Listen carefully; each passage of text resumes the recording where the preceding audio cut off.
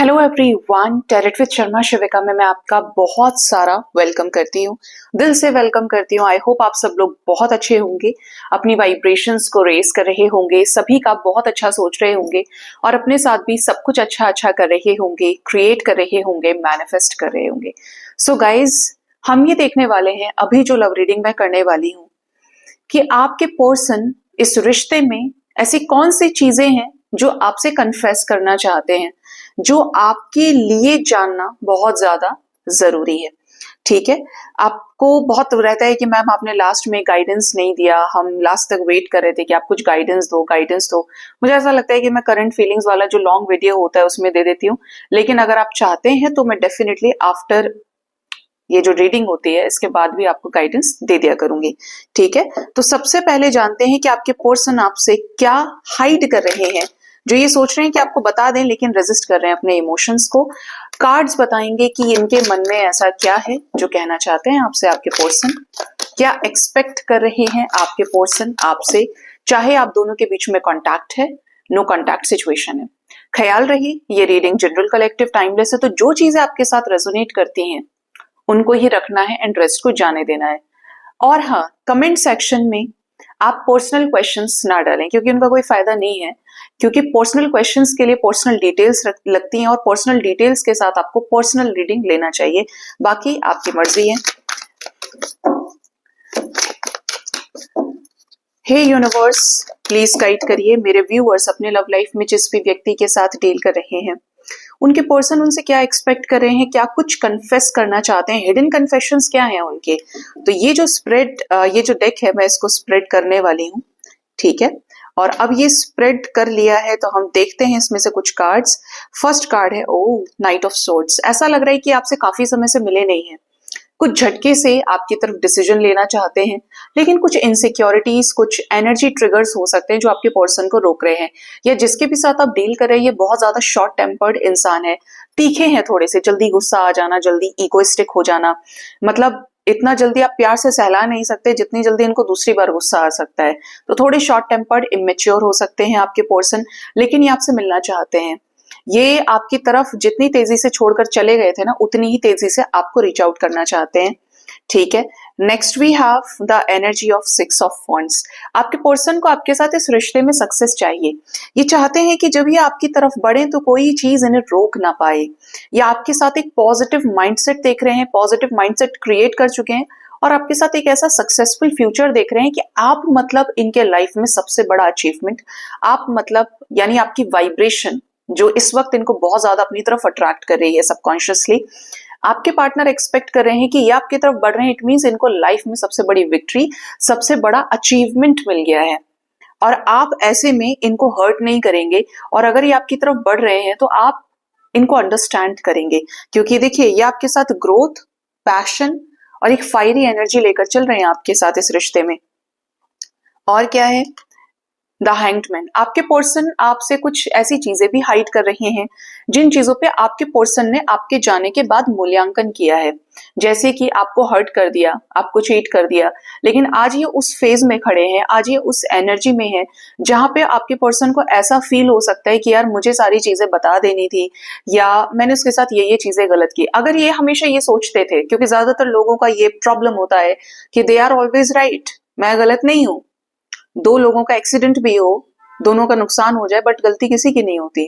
और ये आपके पर्सन की बीमारी भी दिख रही है कि आपके पर्सन ने आपके साथ सेपरेशन में जाने के बाद ही ये रियलाइज किया है कि कुछ भूल चूक, कुछ गलतियां या कुछ बड़े अपराध आपके पर्सन के हाथों इस रिश्ते में हो गए हैं, क्योंकि ये रिश्ता सही था, ये सही कर सकते थे, इस रिश्ते में उतनी गुंजाइश थी, क्योंकि ये रिश्ता जो था प्यार से, इमोशन से बना था, चाहे इनके इमोशंस रहे हों या आपके इमोशंस इनकी तरफ, बट लॉयल्टी थी, ऑनेस्टी थी और प्यार था, केयर भी थी। तो ये रियलाइजेशन आपके पर्सन को हुआ है। नेक्स्ट है यहाँ पे, ये खुद को पता है सर्च भी कर रहे हैं, इस रिश्ते की सोल सर्चिंग, इस रिश्ते की फाउंडेशन सर्चिंग में भी आपके पर्सन लगे हुए हैं। नेक्स्ट जो एनर्जी है वो है एस ऑफ सोर्ड्स की। आपके पर्सन इस रिश्ते में कोई ऐसी क्लैरिटी आपको देना चाहते हैं जो बहुत ही रियल कन्फेशन हो, ट्रुथ रिवील करने से रिलेटेड हो, और ऐसा जो मेरे मन में था और मैंने एकदम बोल दिया। बोलते ना, एक सप्रेस्ड इंसान को जब आप सुनना शुरू करेंगे जिसने बहुत कुछ अपने सीने में दफन किया, तो आपको हो सकता है समय लग जाए उसकी कहानी सुनते सुनते, आपको ऐसा लगेगा कि यार ये तो बोर कर रहा है, बोर कर रही है, लेकिन ये ऐसा फेज होता है कि वो सामने वाला हल्का हो रहा है और उसके मन में बहुत कुछ था जिसने आपको अपना समझ के सब बता दिया। ये कुछ ऐसी ही क्लैरिटी न्यू बिगिनिंग से रिलेटेड कुछ बड़े बड़े कन्फेशंस जो आपको पता नहीं थे और पता होने चाहिए थे, ये आपको बताना चाहते हैं। इवन ये एक्सपेक्ट भी कर रहे हैं कि ये जब आपसे बताएं तो आप इनकी सारी बातों को सुनेंगे और समझेंगे, एंड इवन यू वोंट जज देम कि अरे यार ये तो इतना बेकार निकला या निकली, इसने ये सब भी कर लिया। तो ये एक्सपेक्ट कर रहे हैं कि आप इनको जज ना करें। नेक्स्ट जो एनर्जी है वो है 6 ऑफ पेंटिकल्स की। आपके पर्सन आपके साथ इस रिश्ते में इक्वल गिव एंड टेक को स्टेबिलिटी के रूप में भी देख रहे हैं कि आप और ये मिलकर इस रिश्ते में कुछ ऐसा क्रिएट करें जो आप ऐसा कह सकते हो इनके कनेक्शन में आपके साथ में, जो इन्होंने एफर्ट्स पहले कभी डाले नहीं। और ये जो एफर्ट्स नहीं डाले हैं ये किसमें, या तो फाइनेंशियली अपनी जिम्मेदारियां नहीं निभाई हैं, या इक्वल गिव एंड टेक जो इस रिश्ते में इन्हें करना चाहिए था वो ये नहीं किए। जहां जहां इन्हें खड़े रहना चाहिए था आपके पार्टनर के रूप में, आपके हमसफर, आपके दोस्त के रूप में, ये वहां अवेलेबल नहीं रहे। और उसका उल्टा क्या हुआ कि आप अवेलेबल रहे। इन्होंने आपको एक मैसेज किया तो आपने इनको 10 दे मारे, 10 या 20 मैसेज किए हो, बट ये अनअवेलेबल रहे हैं, आपके पर्सन जस्टिस नहीं कर पाए। और ये वही चीज इनके दिमाग में है कि they should balance in this connection, they should give in this connection rather than accepting, कि अभी नाउ उनका टर्न है कि वो इस रिश्ते में दें जो अभी तक इन्होंने सिर्फ आपसे लिया है। नेक्स्ट जो एनर्जी है वो है पेज ऑफ कप्स। देखिए आप एनी टाइम इनकी तरफ से कॉल्स मैसेजेस रिसीव कर सकते हैं। पेज ऑफ कप्स की एनर्जी, इनके मन में जो इमोशंस हैं वो आपके लिए है ही, और ये इमोशंस कोई निकाल नहीं सकता है। इन्हें जो आपकी तरफ फीलिंग्स रही हैं, आपसे अगर ये बात करना चाहते हैं, आपको कॉल मैसेज कर रहे हैं, तो आप रिप्लाई करें, इनकी सुने कि ये क्या कहते हैं। हो सकता है कि आपके सामने सरेंडर हो जाए। और कुछ लोगों को मैंने बोला एनी टाइम, ठीक है, तो जब भी ये रीडिंग आपके सामने आएगी, आपको किसी भी वक्त इनसे कोई जेस्चर या मैसेज आ जाए, जैसे ऐसा फील हो रहा है जैसे ये इक्वल गिव एंड टेक का समय, रिकंसिलेशन का time, new beginning, truth revealing का टाइम चल रहा है आपके कनेक्शन में। डिवाइन टाइमिंग अपने हॉरिजन पे है कि ये जो इंसान काफी समय से अपने इमोशंस को सप्रेस कर रहा है या कर रही है, कुछ बातों के चलते, कुछ ब्लॉकेजेस की वजह से जो एनर्जी में दिख रहे हैं, उनको एकदम से आपके सामने उगल दे। क्वीन ऑफ कप्स, आपके पर्सन आपसे प्यार एक्सपेक्ट कर रहे हैं कि ये अपने इमोशंस दिखाएं तो आप इनको पहले की तरह वैसे ही ट्रीट करें। आप इनके इमोशंस के साथ खिलवाड़ ना करें या इनको नीचा दिखाने की कोशिश ना करें। इन्होंने आपको कंसिडर किया है क्वीन ऑफ कप्स की एनर्जी में, तो ये चाहते हैं कि आप इन्हें वैसे ही दुलार करें, ठीक है। अब आपको ऐसा लगेगा कि इसने पूछा, मुझे नहीं पूछा होगा, लेकिन ये आपसे बहुत कुछ उम्मीद कर रहे हैं। और अगर आप वाकई में इनके साथ रियूनाइट होना चाहते हैं तो बेटर है कि आप इन्हें उस तरीके से ट्रीट करें, क्योंकि ऐसा लग रहा है कि ये थोड़े से मूर्ख रहे हैं, ये इमेच्योर रहे हैं, और अगर शाम का भूला घर लौट के आता है तो उसे भूला नहीं कहते हैं, ठीक है। ऐसी एनर्जी है यहाँ पे। और एक लास्ट देखेंगे हम, वो है ओ टावर मूवमेंट। आपके रिश्ते में आपके पर्सन आपको कुछ ऐसी चीजें बताना चाहते हैं, जैसे इन्होंने घर चेंज किया, इनका ट्रांसफर हो गया था, इनकी जॉब छूट गई थी, इनको कोई बहुत बड़ा नुकसान हो गया, इनके घर में किसी की डेथ हो गई, या कुछ ऐसे कनेक्शंस ब्रेक हो गए जो इनकी लाइफ में बहुत परमानेंट थे, ठीक है। कुछ टावर सिचुएशन, डिवाइन का कोई इंटरवेंशन जो इनकी लाइफ में 180 डिग्री का चेंज आ गया।